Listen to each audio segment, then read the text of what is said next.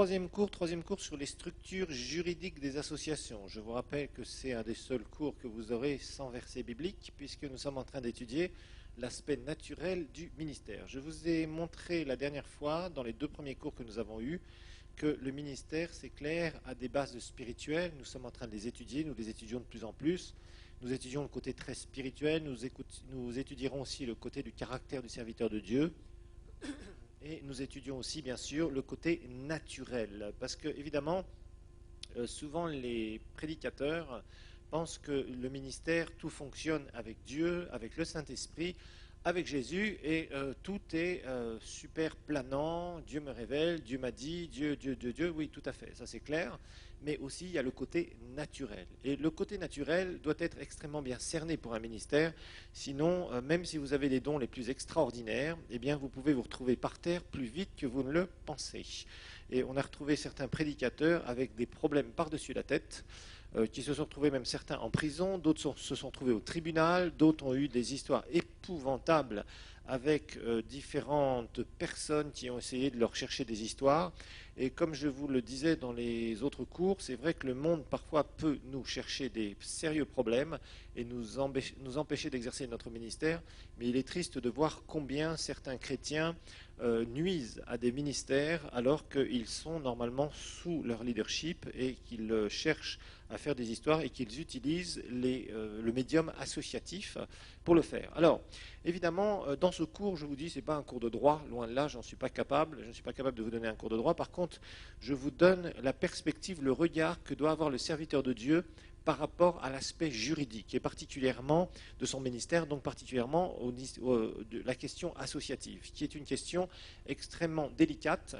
Et vous trouverez de très bons livres de droit sur les associations, de très bons conseils, etc., etc. Malheureusement, vous ne trouverez pas de livres qui sont orientés vers le droit et les associations chrétiennes, dans le sens de protéger son association et protéger son ministère, et savoir quoi faire et quoi éviter. Donc c'est un peu mon objectif ici, c'est d'être extrêmement pratique, de vous donner de vous alerter par rapport à une structure juridique, qu'est-ce que c'est, comment ça fonctionne d'une manière générale, mais aussi d'adapter ça par rapport au ministère, c'est-à-dire d'éviter les travers dans lesquels on peut tomber très facilement, parce qu'évidemment, un serviteur de Dieu est rarement juriste, donc il se retrouve confronté à certains problèmes de droit qu'il ne connaît pas du tout la plupart du temps, et puis qu'il ignore, mais tôt ou tard ça ressort, et il peut avoir de sérieux problèmes. Donc nous avions vu la leçon numéro 1, l'introduction. Je vous ai montré qu'un serviteur de Dieu doit faire attention, doit bien maîtriser cet aspect juridique de son association, comment ça doit fonctionner, etc. etc.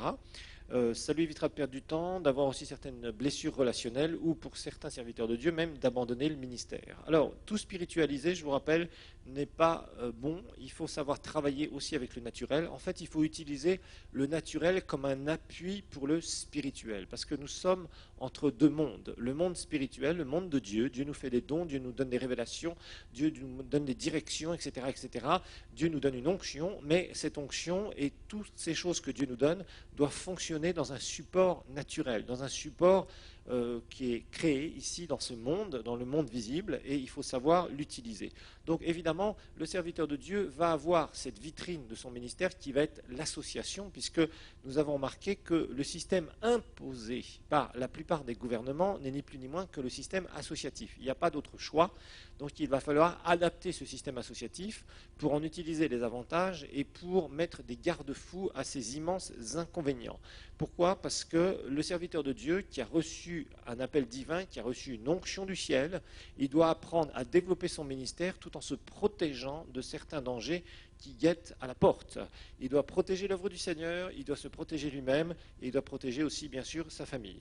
Alors nous avons vu numéro 2, définition d'une association sans but lucratif, et je vous ai montré que cette structure associative sans but lucratif nous est imposée en tant que ministère. Si nous voulons avoir une vitrine publique, c'est-à-dire si nous voulons exercer le ministère, nous ne pouvons pas dire, voilà, je suis pasteur, j'ai une église, mais je n'ai pas de récipient juridique. Non, le récipient juridique est obligatoire et important, et il faut savoir le cerner. Alors une association, on a vu, c'est un groupe de personnes, au moins deux, qui ont un intérêt commun permanent et qui mettent ensemble leurs connaissances et leurs activités en vue de réaliser un but à caractère non lucratif. Nous avons bien fait la différence entre cet aspect non lucratif et l'aspect lucratif, qui d'ailleurs en droit parfois pose un certain nombre de problèmes. Alors il y a toutes sortes d'associations, nous l'avons vu, qui militent pour de bonnes causes. Et nous, évidemment, nous nous intéressons aux associations qui propagent l'évangile de Christ. Alors, nous devons évidemment, pour avoir une association, c'est la création d'une personnalité, une nouvelle personnalité, non pas physique, mais ce qu'on appelle une personnalité juridique. Et évidemment, dans cette personnalité juridique, eh bien, les gouvernements en général du monde entier vous donnent des droits, mais aussi vont vous imposer des devoirs, des obligations. Alors souvent, les gens regardent aux droits et c'est vrai que c'est avantageux d'être sous le système associatif, mais aussi nous avons remarqué que le système associatif a des obligations et des carences terribles pour les ministères. Pourquoi ? Parce que de toute façon, au niveau au niveau du royaume de Dieu, c'est une théocratie. Le royaume de Dieu fonctionne comme une théocratie, donc Dieu n'a pas de parlement dans le ciel, Dieu n'a pas de vote pour les décisions qu'il prend, il prend les décisions et les fait appliquer. Et tout le monde doit s'y soumettre, c'est tout. Celui qui ne s'y soumet pas est considéré comme un rebelle vis-à-vis du royaume de Dieu, parce que Dieu est Dieu, c'est lui qui décide, il est souverain, et nous n'avons rien à dire, c'est lui qui a tout créé. Bon, maintenant, l'association, par définition, a un aspect démocratique. Et la théocratie et la démocratie ne vont pas du tout ensemble, il faut le dire. Donc, le problème qu'il y a, c'est que vous êtes obligé de fonctionner avec un système juridique démocratique, mais vous avez reçu un don divin et vous êtes ministre d'un royaume qui est théocratique. Donc évidemment, les deux souvent se rentrent dedans, ou ne s'adaptent pas l'un vis-à-vis de l'autre naturellement. Donc il va falloir évidemment trouver des parades juridiques très simples pour que finalement on arrive à amener dans l'association à mettre des garde-fous pour qu'elle s'adapte à la théocratie dans une certaine mesure, avec évidemment l'explication des gens qui sont sous votre leadership. Je vous rappelle qu'un pasteur ne doit pas dire qu'il travaille avec des gens, les gens doivent travailler sous son leadership. C'est beaucoup mieux d'être très clair au départ, parce que cela crée beaucoup de problèmes quand quelqu'un démarre quelque chose, qu'il a reçu une onction de la part de Dieu, et que d'un seul coup, ils disent aux gens, venez travailler avec moi, on va travailler ensemble. Non, on ne va pas travailler ensemble, on les appelle et ils travaillent sous votre leadership. Si vous êtes clair au départ, ça aidera les gens après à comprendre un certain nombre de choses, sinon ça vous créera énormément de conflits. Alors, les avantages, bien sûr, nous les avons vus. D'abord, on a vu 3 lois qui sont importantes, que le spirituel doit dominer le juridique dans un ministère, jamais le contraire.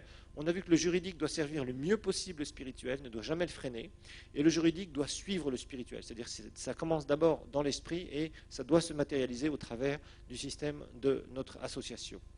Alors, les avantages du système associatif, on en a vu 2 qui sont très importants. C'est la défiscalisation, c'est-à-dire qu'on ne paye pas d'impôts, mais sur tout ce qui est reçu dans l'association, donc dans l'Église de Dieu, on adapte ça pour l'Église de Dieu. Là, c'est surtout orienté vers l'Église locale, c'est le cours que je vous fais. C'est très bien, par contre, il y a un certain nombre de pays, entre autres par exemple la France, je vous ai expliqué, ils ont un plafond. Si vous recevez un certain nombre de dizaines de milliers d'euros, au bout d'un moment, vous êtes considéré comme une association à but lucratif. Waouh! Ça remet tout en question le système associatif.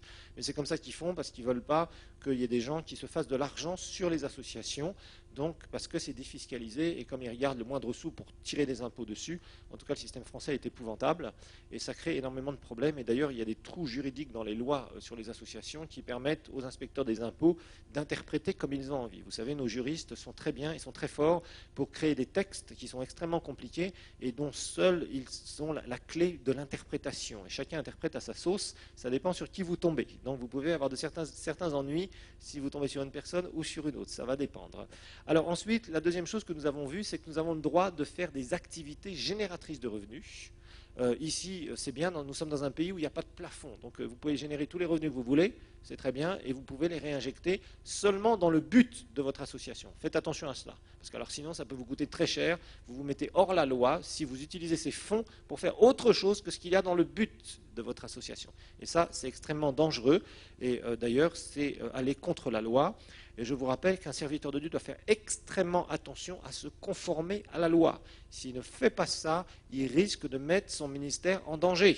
il risque d'avoir des ennuis et il ne pourra pas dire que c'est le diable. Ouais, parce que ça, c'est facile à dire. Hein. Beaucoup de serviteurs de Dieu disent oui, c'est une attaque diabolique, prions. Non, c'est toi qui t'es mis là-dedans parce que tu as fait une erreur grave. Et à ce moment-là, tu dois en subir les conséquences. Et souvent, les gens ne veulent pas subir les conséquences de leurs erreurs. Vous avez remarqué que souvent, quand des gens font des erreurs, ils disent oui, bon, bah, j'ai demandé pardon, donc maintenant tout est réglé. Non, oui, d'accord, mais il y a des conséquences, il y a des sanctions. Et je vous garantis, si vous êtes devant un juge et que, en tant que serviteur de Dieu, vous avez violé des lois et que ce n'est pas un juge corrompu comme on peut en avoir ici, si c'est quelqu'un qui veut faire appliquer la loi, eh bien, vous serez condamné. Et vous ne pourrez pas dire, oui, mais tout concourt au bien de ceux qui aiment Dieu, c'est marqué dans l'Écriture, monsieur le juge. Il vous dira, oui, mon cher, tout concourt, oui, mais là, ça va concourir à ton mal. Et c'est normal, tu as violé la loi, tu es pénalisé. Et ça, c'est normal. Donc c'est pour ça qu'un serviteur de Dieu doit faire attention vis-à-vis de la loi. Et s'il n'est pas avisé par rapport à cela, il doit s'entourer d'un juriste. C'est mieux de le faire. Vaut mieux payer un peu maintenant et que ça coûte moins cher plus tard. Parce qu'il y a des gens qui ne s'entourent pas de juristes, ils se mettent dans tout un fatras de toute une histoire juridique compliquée, un embroglio juridique, et ils se retrouvent après avec des ennuis terribles. Et si vraiment on fait appliquer les lois, par exemple, ici, dans cette nation, il y a beaucoup d'associations qui seraient fermées si on appliquait la loi. Je tiens à vous le dire. Parce que beaucoup d'associations ne sont même pas en règle avec le système associatif. Et donc, il y a un certain nombre de règles qu'il faut s'imposer. Et je vous rappelle qu'en tant que serviteurs de Dieu, nous devons être des exemples. Le monde nous regarde. Si nous sommes de mauvais exemples, le monde dit, mais finalement, ces gens-là qui se réclament de leur Jésus, là, ils font n'importe quoi. Ils se permettent d'être au-dessus de la loi. Je suis désolé, nous devons nous conformer aux lois. La Bible le dit d'ailleurs. C'est très clair dans la parole de Dieu. Alors, les terribles failles du système associatif, on a vu que, évidemment, c'est cet aspect démocratique. Et malheureusement, il y a des gens parfois qui sont extrêmement mal avisés, qui rentrent dans des associations chrétiennes et qui bousillent le ministère, qui volent les ministères, qui créent des discordances terribles dans les ministères. Et franchement, le système associatif, il n'y a rien de pire comme système pour les ministères. Franchement, je vous le dis, la plupart des histoires qui sont dans les églises sont dues au fait que dans le système associatif, il y a des failles terribles. Et on peut y rentrer comme on veut, et on peut faire tout un tas de problèmes si celui qui est à la tête de l'association n'est pas avisé juridiquement. Donc évidemment, il faut l'adapter, et il faut savoir mettre des garde-fous. C'est ce qu'on essaie d'expliquer dans ce cours. Alors, on a vu en grand 3 les statuts d'une association. On a commencé à travailler là-dessus, on va continuer. Définition, je vous ai dit que les statuts représentaient l'acte constitutif d'une association et qui sont composés donc d'une suite d'articles faits de dispositions conventionnelles qui règlent le fonctionnement général d'une association. Parce qu'il y a un autre document qui sera très important à rédiger, qui vous permettra de fonctionner d'une manière interne, qui s'appelle le règlement d'ordre intérieur. On va en parler et c'est très important pour une église. Alors, finalement, qu'est-ce que c'est que les statuts? Ça a un grand nom, ça a une grande définition. Finalement, qu'est-ce que c'est? C'est la carte d'identité de l'association. Si on peut être plus simple, comment vous vous appelez, qui vous êtes, ce que vous faites, comment vous le faites, comment devenir membre, qu'est-ce qui va se passer si l'association est dissoute, comment elle est financée, etc. Tout ça dans les grandes lignes. Ça, c'est le document légal. Le document légal qui vous permet de fonctionner selon la loi et qui régisse les grandes lignes de votre association. D'accord? C'est ce document légal qui doit être, évidemment, pour être légalisé, il doit être enregistré dans le pays dans lequel vous exercez vos activités. Ça peut être au ministère de l'Intérieur, comme c'est ici, ça peut être dans les préfectures, ça peut être dans différents endroits, ça dépend d'où on se trouve, dans quel pays on se trouve. Et c'est vraiment la vitrine. C'est de toute façon les statuts qui sont, je dirais, le fait que vous soyez enregistré au gouvernement et approuvé par le gouvernement, c'est ce qui vous permettra après d'aller faire des démarches. Vous voulez ouvrir un compte en banque, on vous demande votre statut, ici on vous demande votre agrément, on peut vous demander comment vous êtes enregistré dans différents pays, etc., etc., mais il vous faut quelque chose de légal. C'est ce qui vous permet de fonctionner légalement. Si vous n'avez pas ces statuts qui sont approuvés, enregistrés et approuvés par le gouvernement où vous êtes, eh bien vous n'avez pas le droit de fonctionner légalement. C'est pour ça d'ailleurs que je vous le rappelle que beaucoup d'églises commencent en étant couverts juridiquement par d'autres associations qui ont pignon sur rue, c'est-à-dire qui ont une légalité. Parce que sinon, si vous ouvrez une église et que vous n'avez pas de papiers légaux, si vous n'êtes pas enregistré au gouvernement ou si vous n'êtes pas couvert par une autre association, ça peut être dangereux pour vous, vous êtes passible normalement de prison. Parce que vous êtes en train d'exercer une activité illégale. Vous pouvez avoir des amendes, vous pouvez même aller en prison, vous pouvez avoir toutes sortes de problèmes. Parce que partout, normalement, de toute façon, on va vous demander, compte en banque, vous allez faire n'importe quelle démarche administrative, on va vous demander vos statuts, on va vous demander votre agrément ou votre enregistrement auprès du gouvernement, et il faut être en règle, c'est extrêmement important. Alors, contenu général des statuts, nous avons commencé à voir ça. Et je vous ai dit qu'il va falloir adapter cela. Je vous ai dit que souvent les pasteurs commençaient une église et ils ne s'occupaient pas trop du côté juridique parce qu'ils étaient dans l'euphorie, la phase d'euphorie, la phase de démarrage. Donc l'euphorie, on est là, on a reçu une vision du Seigneur, on fonce et on ne s'occupe pas trop de ça. Et puis finalement, rapidement, qu'est-ce qu'on fait? On va voir un ami qui est pasteur déjà, on lui dit, tiens, est-ce que tu ne peux pas me passer tes statuts? Je vais les reprendre et je vais les adapter, changer le nom, faire 2-3 bricoles et hop, on envoie ça et on se dit, c'est très bien, comme ça je suis enregistré. Ok, on est enregistré, très bien. Mais si jamais un jour il y a un problème, si tu rencontres un problème, quel qu'il soit dans ton église, la première chose, à partir du moment où tu seras confronté avec une autorité ou au tribunal ou où que ce soit, on va te demander qu'est-ce qu'il y a dans tes statuts. Et la plupart des pasteurs ne savent même pas ce qu'il y a dans leurs statuts, précisément. Et ça, c'est un problème. Parce que là, tu es confronté à des textes selon lesquels tu régis l'association. Et si tu fais des erreurs, ça peut te coûter très cher. Très très cher. Donc c'est pour ça qu'il faut faire extrêmement attention. Alors évidemment, dans ces statuts, avant de les rédiger, personnellement, je conseillerais un bon juriste chrétien qui connaît bien le système associatif et qui va vous donner un certain nombre de conseils. Ça vous coûtera un peu de sous, mais ça vous sécurisera quelque part.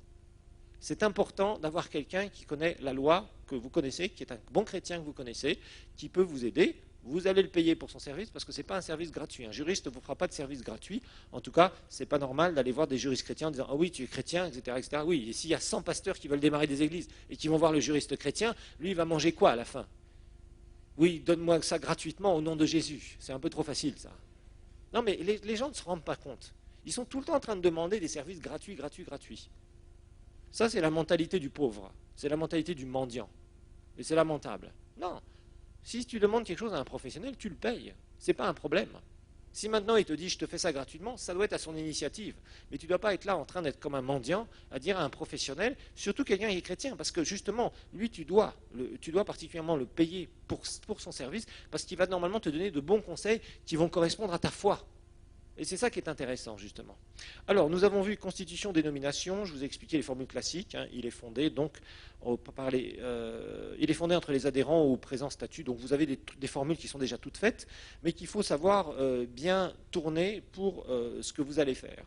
Donc, au présent statut, une association sans but lucratif, régie par la loi, ayant pour titre, etc. Et vous mettez le nom de votre ministère ou de votre église. OK. Alors, l'objet. Ensuite, article 2, l'objet, hein, c'est le titre 1, constitution et dénomination. Vous avez ça dans votre syllabus ou support de cours. Vous donnez un descriptif de vos activités, d'accord? Et je vous dis, là, soyez très large. Parce que si vous vous limitez, le jour où vous voulez rouvrir une autre activité qui n'est pas dans vos statuts, vous allez être obligé d'amender vos statuts. Et amender les statuts, ça demande une procédure légale. C'est-à-dire qu'il faut passer par une assemblée générale, il faut la convoquer, en général elle est extraordinaire, etc. Bon, ça demande beaucoup plus ça demande du travail qui peut être évité si vous avez mis quelque chose d'assez large. Donc, essayez de mettre des choses assez larges. Hein. Ce ministère a pour but la création d'églises, si vous avez des églises, institut public, si vous prévoyez tôt ou tard d'en faire un, moyens médiatiques, etc., organiser les manifestations, faire, etc. Vous mettez un maximum de choses de telle façon de ne pas vous limiter. Même si vous utilisez seulement certaines choses, organisation de concerts, si vous avez envie, gospel, etc., peu importe, mettez les choses très larges. Comme ça, si jamais un jour quelqu'un vient vous dire hey, « vous n'avez pas le droit de faire ça », vous dites « non, non, c'est dans mes statuts, nous avons le droit de faire ça ». Par contre, si ce n'est pas dans vos statuts, on peut contester ça. On peut vous dire « mais non, ce n'est pas marqué ». Donc faites attention. Bon, amender des statuts, ça peut être assez simple si vous êtes habitué à faire certaines choses, mais bon, je dirais, vaut mieux l'éviter, comme ça vous êtes tranquille. Alors, je vous rappelle que dans cet article-là, je vous dis, mettez le nom du visionnaire fondateur. Très important. Très important. Rappelez-vous, c'est votre ministère. Vous avez reçu un don du Seigneur, vous avez reçu une onction, et dans cela, c'est vous qui donc, allez initier le ministère, au travers d'un ordre divin, d'un mandat divin. Donc vous devez être en contrôle de ce ministère. Ce n'est pas le système associatif qui peut s'arranger pour, entre guillemets, vous enlever le contrôle par des manipulations pseudo-démocratiques, manipulées. Faites attention à cela. Donc, vous démarrez un ministère, vous devez être en charge et en contrôle de votre ministère. Donc, vous devez être en charge et en contrôle de votre association, et ça doit être très clair au départ. Si déjà votre nom est mis ici, c'est beaucoup plus facile après, si jamais il y a des contestations. Parce qu'il y a des fois des visionnaires fondateurs qu'on a chassés de la représentation légale ou de la présidence de l'association, et c'est très dangereux, extrêmement dangereux.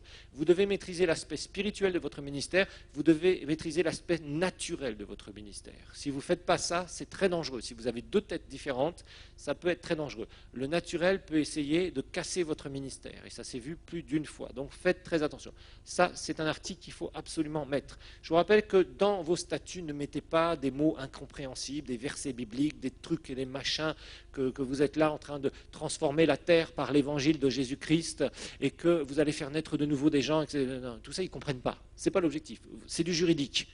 Le juridique, c'est vers les païens, en général, parce que c'est eux qui vont souvent agréer les trucs et ils n'ont pas besoin d'avoir des mots bibliques et des versets des Jean 3,16, etc. etc. Ce n'est pas l'objectif. Dans votre règlement d'ordre intérieur, oui, vous pouvez en mettre, parce que ça sera un document qui est interne. Okay, mais concernant vos statuts, ce n'est pas la peine. Vous mettez des choses très génériques que des païens vont comprendre. Voilà, tout simplement.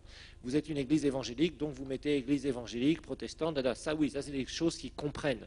C'est des choses qui vous situent quelque part. D'accord ? Siège social, tout ça c'était simple. Vous mettez le siège social, vous dites exactement où vous exercez votre ministère, mais en général c'est sur le territoire national. Si vous allez dans un autre pays, vous êtes soumis à la loi de l'autre pays. Faites attention. Hein, ça ne peut pas être pour le monde entier.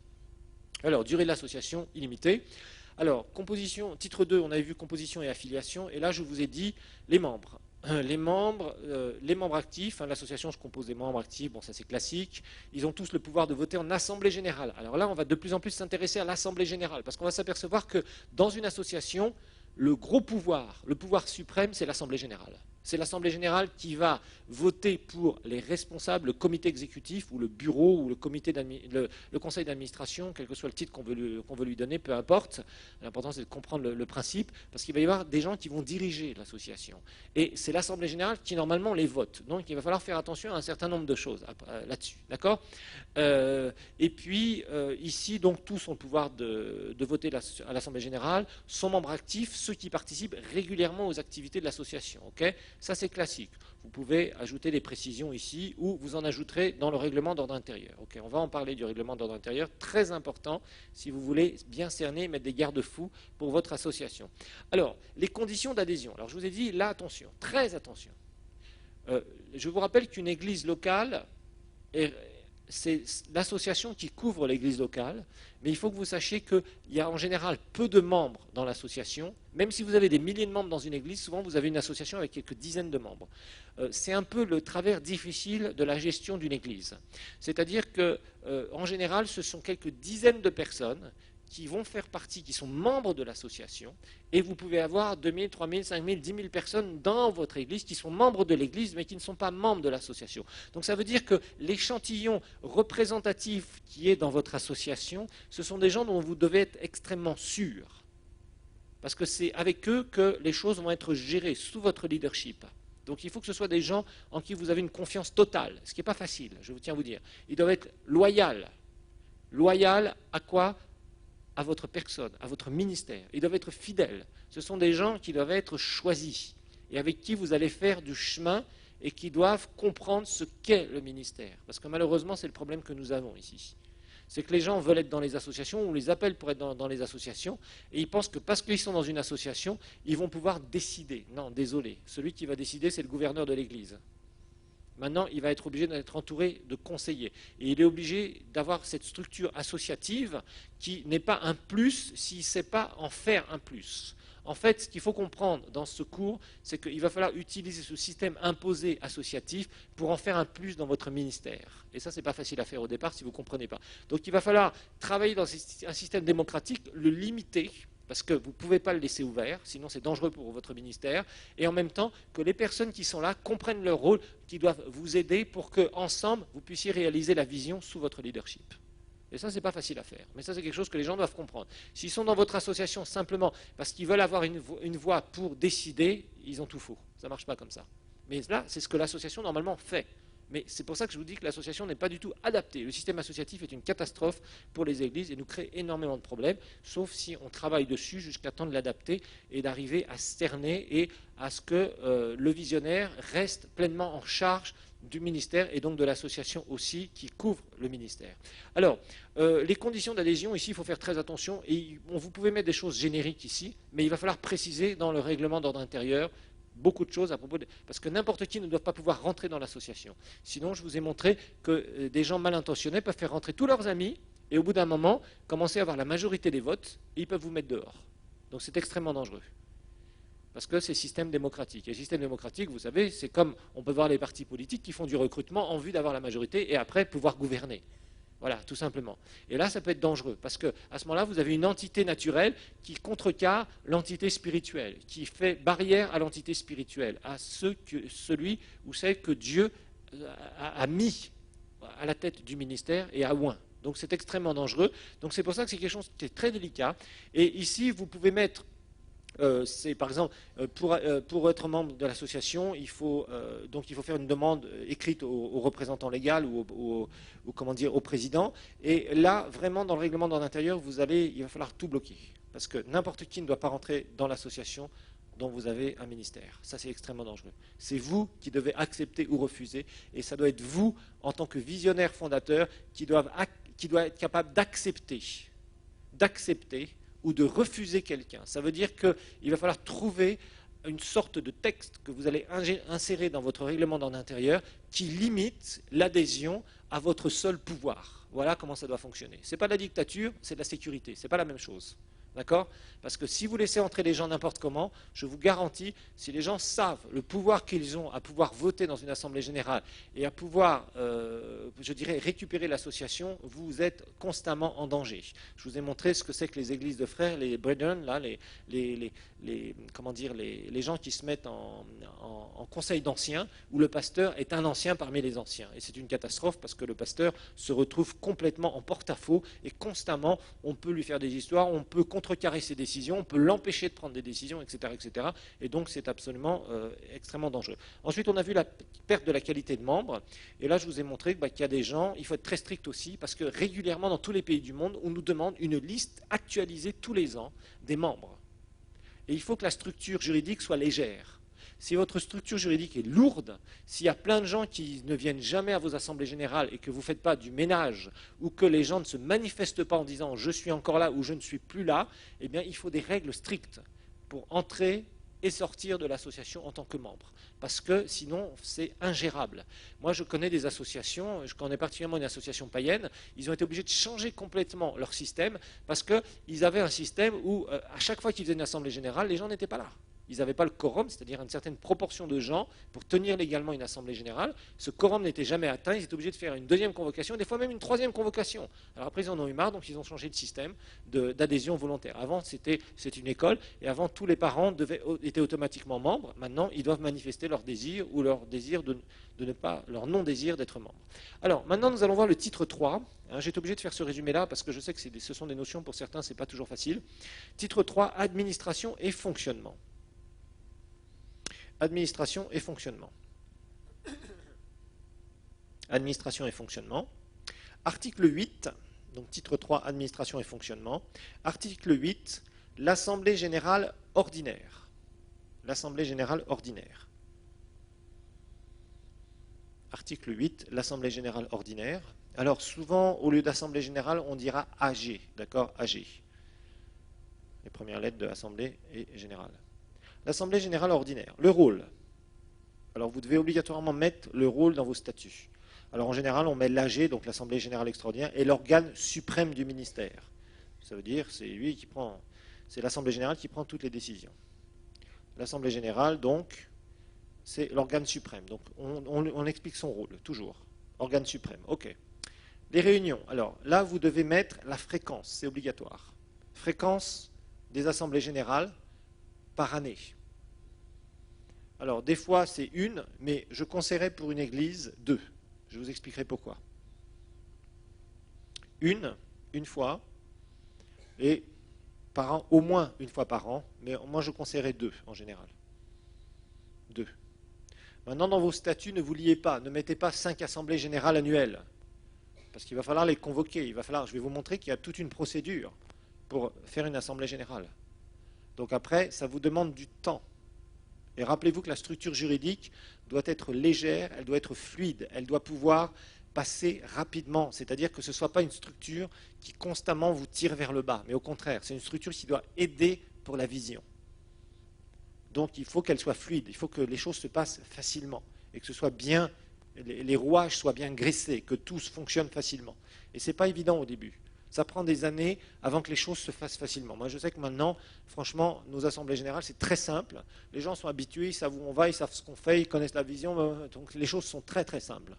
Mais au début, il a fallu mettre tout en place. Et mettre tout en place, ça demande du travail de la part du pasteur. Et souvent, il a besoin d'un juriste à côté de lui. Et quand il n'en a pas, il faut qu'il se débrouille. Ça a été entre autres mon cas pendant des années. Alors, ensuite, on peut préciser ici le mode de convocation et les délais. Mode de convocation et délai. C'est-à-dire vous convoquez une assemblée générale, et rappelez-vous que c'est là où tout va se passer. Mode de convocation et délai. Alors en général, il faut mettre une mode de convocation écrite, c'est-à-dire que c'est le représentant légal qui va envoyer les convocations. Ça faut être clair. Mode de convocation, donc écrit. Et les délais, en général, on se donne 2 semaines. 2 semaines. C'est-à-dire qu'une assemblée générale, comme c'est l'organe suprême, il faut qu'elle ait un terrain légal pour se tenir. Très important ce que je vous dis ici. Très important. Délai en général 2 semaines.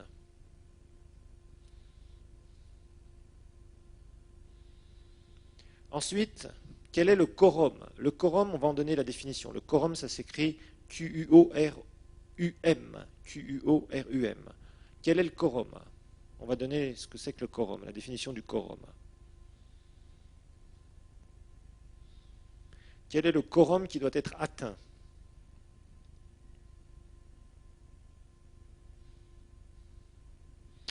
Alors, notez que le quorum, c'est la proportion des membres. On parle de proportion ici. Le quorum, c'est la proportion des membres qui doivent être présents. Le quorum, c'est la proportion des membres qui doivent être présents pour qu'une AG, une assemblée générale, c'est la proportion des membres qui doivent être présents pour qu'une AG, une assemblée générale, soit valide juridiquement parlant. C'est la proportion des membres qui doivent être présents pour qu'une assemblée générale soit valide juridiquement parlant, c'est-à-dire incontestable. Pour qu'une assemblée générale soit valide, qu'elle puisse se tenir validement, de façon valide, juridiquement parlant, c'est-à-dire incontestable en cas de litige. C'est-à-dire incontestable en cas de litige. C'est-à-dire qu'on ne puisse pas contester les décisions qui ont été prises. Incontestable en cas de litige.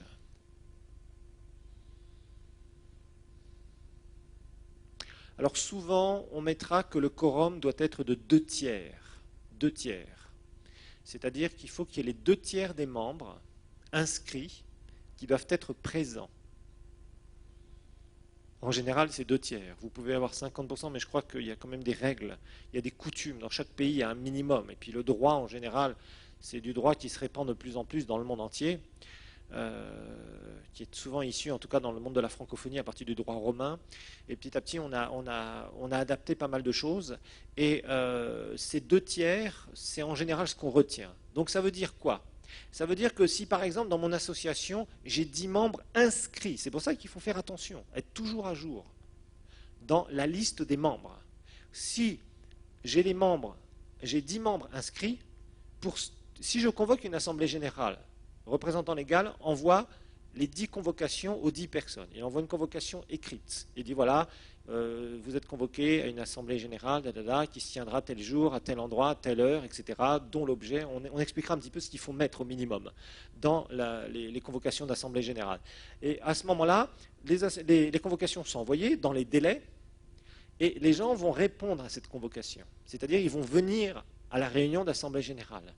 Il doit y avoir un quorum atteint. Ça veut dire, si vous avez mis dans vos statuts les 2 tiers, ça représente 66,666%.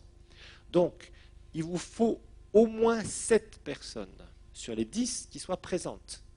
Si vous avez par exemple 6 personnes ou 5 personnes, vous n'atteindrez pas les 2/3 de la liste de vos membres, vous ne pouvez pas légalement faire votre assemblée générale. Si vous tenez votre assemblée générale en tant que représentant légal, le président d'une association, que vous prenez des décisions, etc., par exemple sur des budgets, par exemple sur des dépenses, sur des décisions de droite et de gauche, et qu'un membre qui n'était pas présent à cette assemblée, pour diverses raisons, même s'il n'avait pas envie de venir.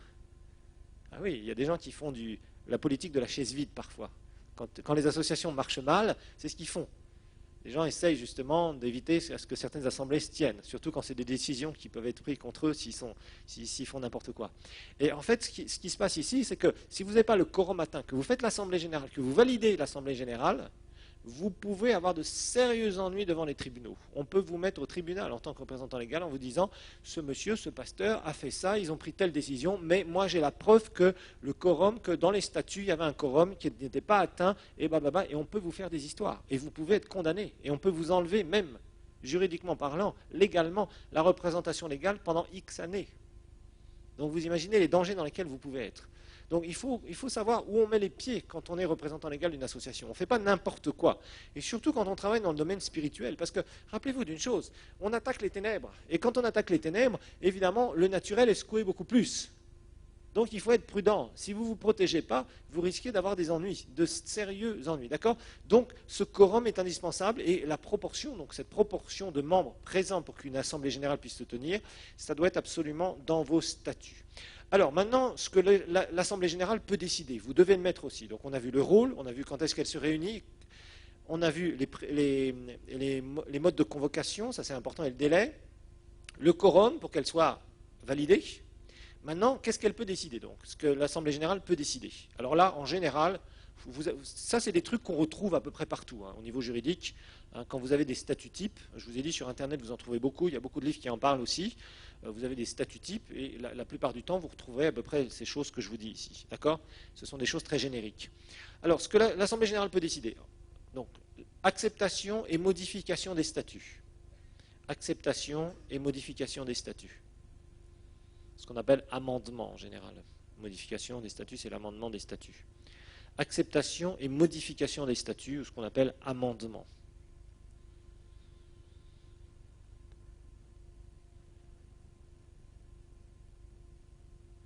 Alors, première chose, donc acceptation et modification des statuts, ou amendement des statuts.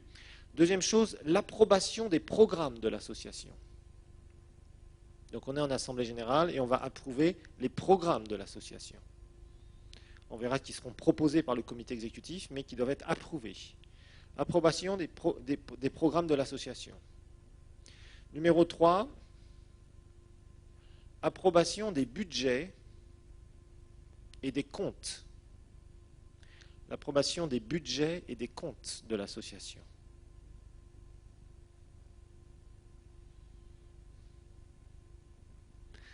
Pour l'approbation des comptes, c'est ce qu'on appellera, l'Assemblée générale va donner ce qu'on appelle le quitus. Le quitus, ça veut dire que les comptes de l'année précédente sont, je dirais, sont expliqués souvent. Je vous montrerai un peu comment ça fonctionne. Et à ce moment-là, l'Assemblée générale regarde, ils ont les comptes sous les yeux, et ils approuvent les comptes, c'est-à-dire ce qui a été dépensé, ou ils désapprouvent, ou ils disent non, il y a un problème ici, on demande à ce que le trésorier nous donne plus d'explications pour etc., etc. D'accord? Mais l'Assemblée générale, il faut régulièrement qu'elle approuve les comptes, ça c'est obligatoire aussi, parce qu'elle est responsable. S'il y a eu des détournements, s'il y a eu des problèmes, s'il y a des choses qui ne sont pas claires, les membres de l'Assemblée générale peuvent dire mais on ne comprend pas, là, monsieur le trésorier ou madame la trésorière, ce chiffre-là, est-ce qu'on peut avoir des explications dessus? Pourquoi est-ce qu'on a dépensé autant d'argent là-dessus, etc., etc. Et à ce moment-là, on peut avoir des explications, d'accord? Mais normalement, ça doit déboucher sur un quitus, ou alors on dit non, on remet à une autre Assemblée générale parce qu'on veut des explications sur telle ou telle chose, si on voit que les comptes sont mal gérés. Parce que rappelez-vous, si vous êtes membre d'une association, vous êtes aussi responsable devant la loi. Je tiens à vous dire ça. Si jamais il y a un scandale financier, ce qui peut être le cas, et ce qui est malheureusement le cas dans certaines associations, vous pouvez aussi être convoqué par un tribunal. Bon, en général, bien sûr, c'est le comité, c'est les décideurs qui vont être qui vont être pris en premier, c'est-à-dire c'est à eux à qui on va demander des comptes en premier, c'est-à-dire le comité exécutif ou le bureau ou le conseil d'administration, quel que soit le nom qu'on va lui donner. Et à ce moment-là, c'est lui en général qui est responsable. Mais si vous avez approuvé quelque chose sur un compte, sur des comptes qui étaient pourris, où vous saviez pertinemment qu'il y avait des trafics d'argent, eh bien, vous serez aussi responsable. Dans une moindre mesure, mais il y a une responsabilité qui vous est incombée. Donc faites attention, parce que souvent, on demande aux chrétiens, vous savez, de s'engager dans les associations, mais ils ne savent même pas où ils mettent les pieds. C'est ça qui est terrible. Il faut savoir où on met les pieds dans les associations. Parce qu'on peut se retrouver avec de sérieux problèmes. Et après, ça va sur notre personne. Vous pouvez vous expliquer devant des autorités, devant un tribunal parfois, si vous faites n'importe quoi. Ensuite, il y a l'approbation et l'exclusion des membres.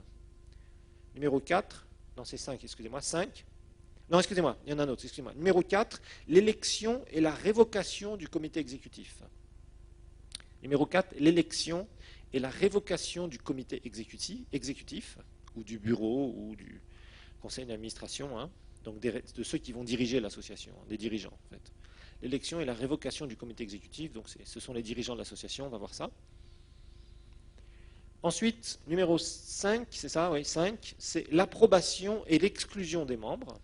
L'approbation et l'exclusion des membres, ça doit se passer en assemblée générale, même s'il faut que le pasteur, le visionnaire, ait la dernière décision, mais ça doit être quand même entériné dans une décision d'assemblée générale. L'approbation et l'exclusion des membres. Et dernier point, numéro 6, la dissolution de l'association, en cas de dissolution. 6, la dissolution de l'association.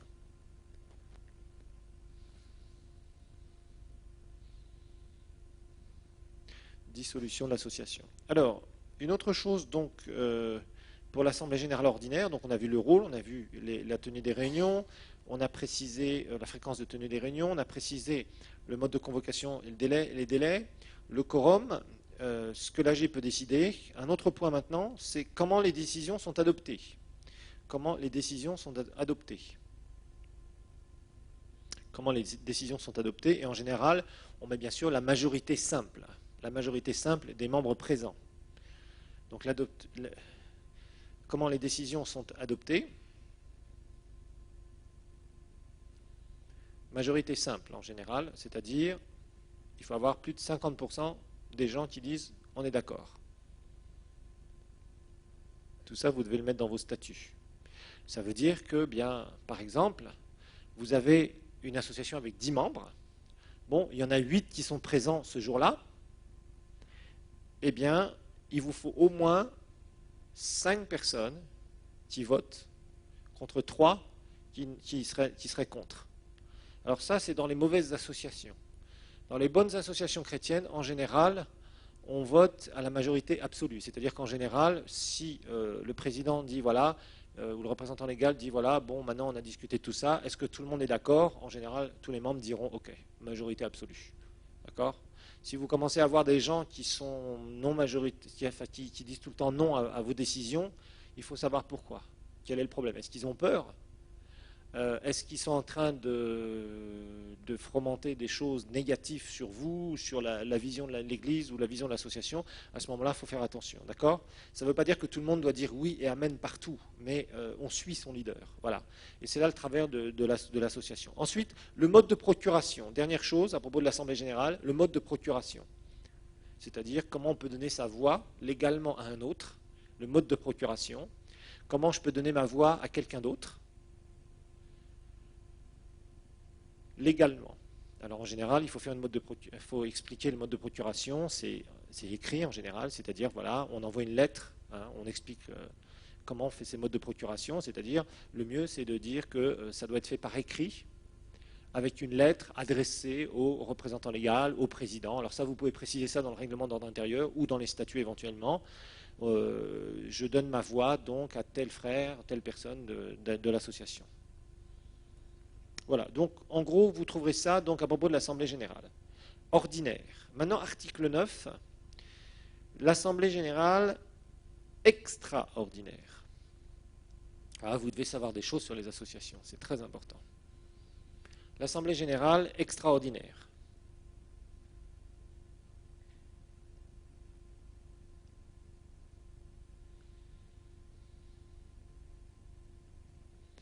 Alors là, vous devez faire très attention aux assemblées générales extraordinaires. Notez que d'abord, l'assemblée générale extraordinaire peut être convoquée en cas de besoin urgent. En cas de besoin urgent. L'assemblée générale extraordinaire peut être convoquée en cas de besoin urgent.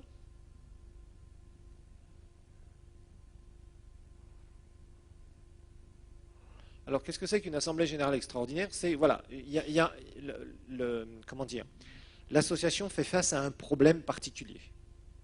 Bon, ça peut être quoi un problème particulier? Bon, ça peut être un mauvais problème, mais ça peut être aussi un bon problème. Par exemple, vous avez trouvé le bâtiment ou le terrain de votre rêve. Vous dites, ça y est, vraiment. Donc ce que vous faites, c'est que vous allez convoquer une assemblée générale extraordinaire parce qu'il faut prendre des décisions rapidement. Vous avez un vendeur qui vous propose une bonne affaire, vous avez en tant que pasteur négocié, mais maintenant il faut que ce soit pris. Vous ne pouvez pas, en tant que pasteur, signer un chèque en disant, ben voilà, on va acheter tel terrain, on va acheter tel bâtiment, on va faire telle ou telle chose. Ça, vous n'avez pas le droit de le faire. C'est dangereux de faire ça. Il vous faut une décision d'assemblée générale. Et à ce moment-là, vous allez convoquer une assemblée générale extraordinaire. Les membres vont venir, vous allez vous dire, voilà, on a trouvé ce qu'on voulait, voilà, c'est à tel prix, tel machin, etc. Est-ce que l'Assemblée est d'accord? Alors on explique, on débat, etc., etc. Les gens posent des questions, vous répondez à leurs questions, et en général, si on s'engage dans quelque chose qui est bien, les gens vont être d'accord, donc ils vont approuver. Parce que ça doit être approuvé par une Assemblée générale. Vous ne pouvez pas signer quelque chose, acheter un bien immobilier, en tant que pasteur, à votre nom. Non. Vous le faites au nom de quoi? Au nom de l'association. Et pour le faire au nom de l'association, vous devez avoir un mandat. Un mandat qui est donné par votre Assemblée générale. L'Assemblée générale va vous mandater et dire, nous mandatons, c'est-à-dire nous donnons le pouvoir légal pour notre association à ce que le pasteur, le représentant légal de l'association signe les papiers, etc., etc. Sinon, vous allez signer quelque chose et ça sera quelque chose qui n'a aucune validité juridique. Boum. Et là, vous risquez d'avoir des ennuis, d'ailleurs. Il y a des représentants légaux qui se sont permis de faire des choses comme ça, sans le vote, l'approbation de l'Assemblée générale, et ils se sont retrouvés avec des ennuis sérieux. Extrêmement dangereux de faire ça. Ce n'est pas votre association. Si vous êtes représentant légal au président, ce n'est pas votre association. Vous êtes à la tête de cette association, mais vous avez une Assemblée générale qui, elle, a les pouvoirs suprêmes. Donc le mieux, c'est de travailler, et il faut travailler avec cette Assemblée. C'est légal. Si vous faites quelque chose, vous prenez une décision qui n'est pas ni dans la planification de l'association décidée en Assemblée générale, ni dans vos budgets ou quoi que ce soit, et une décision qui peut mettre en danger l'association, vous pouvez terminer extrêmement mal. Donc il faut faire attention. Donc ce que je vous explique ici, c'est toutes les procédures légales pour ne pas avoir de problème. Alors, cas de besoin urgent, bon, par exemple, le pasteur décède, ou le trésorier décède, ou la secrétaire décède, ou est très malade, ou d'un seul coup, les uns ou les autres qui sont membres de votre comité exécutif, va être muté. D'un seul coup, il a une mutation dans un pays étranger. Vous vous retrouvez, d'ici une semaine, sans trésorier. Entre-temps, il faut faire une assemblée générale extraordinaire pour qu'il y ait un nouveau trésorier qui soit voté, ou une trésorière, et qui fasse la remise-reprise. Et ça, il faut un cadre légal. Pour faire ça, c'est l'assemblée générale. Vous voyez, il y a toutes sortes de choses pour lesquelles une assemblée générale peut être convoquée. Bon, par exemple, il y a un membre qui commence à créer beaucoup de problèmes dans l'association. Vous convoquez une assemblée générale, etc. Alors, évidemment, il y a des modalités. Là, il faut être très, très prudent. Très prudent, d'accord? Dans les modalités de cette convocation, alors souvent, il y a les formules, cette assemblée générale extraordinaire peut être convoquée à tout moment. Alors, par le représentant légal, ça c'est très important, ou à la demande. Alors là, vous pouvez mettre d'un tiers des membres, ou la moitié des membres, ça serait pas mal, mais là, il y a des quotas en général, certains quotas que vous devez mettre, donc à la demande de tant de pourcents, d'un tiers, de la moitié, ou des 2 tiers des membres. Mais le mieux ici, c'est de mettre avec l'approbation du représentant légal ou du président. Ça, la petite formule, il faut la garder en plus, il faut la mettre en plus. Donc, ça peut être convoqué à tout moment par le représentant légal ou le président, ou à la demande d'un tiers ou plus des membres, avec l'approbation du représentant légal ou du président. Parce que là, il faut absolument vous sécuriser. Parce que je vous ai expliqué cette histoire de ce pasteur américain qui un jour était parti en vacances avec sa famille, et il est revenu et on avait mis quelqu'un d'autre à sa place.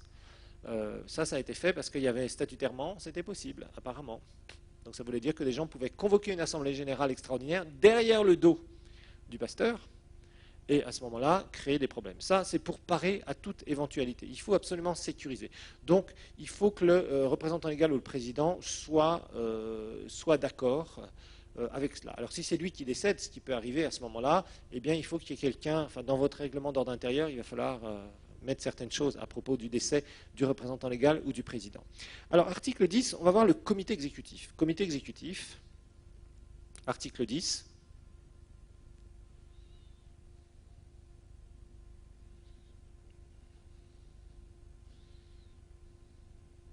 Article 10, le comité exécutif. Alors souvent, on appellera ça le CE. CE, c'est l'abréviation, comité exécutif. Dans certaines associations, on appelle ça le bureau, dans certains pays. Dans d'autres, conseil d'administration. Bon, il y a toutes sortes d'appellations. L'important, c'est de savoir à peu près ce que ça représente. OK ? Alors, le comité exécutif, en fait, ce sont les dirigeants. Des dirigeants qui vont être élus. Et c'est un organe très important dans une association. Ce sont les dirigeants. Et ils vont être élus. Et on va voir là aussi où il faut faire attention, très attention. Alors, l'Assemblée générale va déléguer au comité exécutif, au bureau, ou à ce que vous voulez l'appeler, conseil d'administration. L'Assemblée générale, donc l'AG, délègue un pouvoir de gestion et d'administration au comité exécutif. Donc, délégation d'un pouvoir de gestion et d'administration.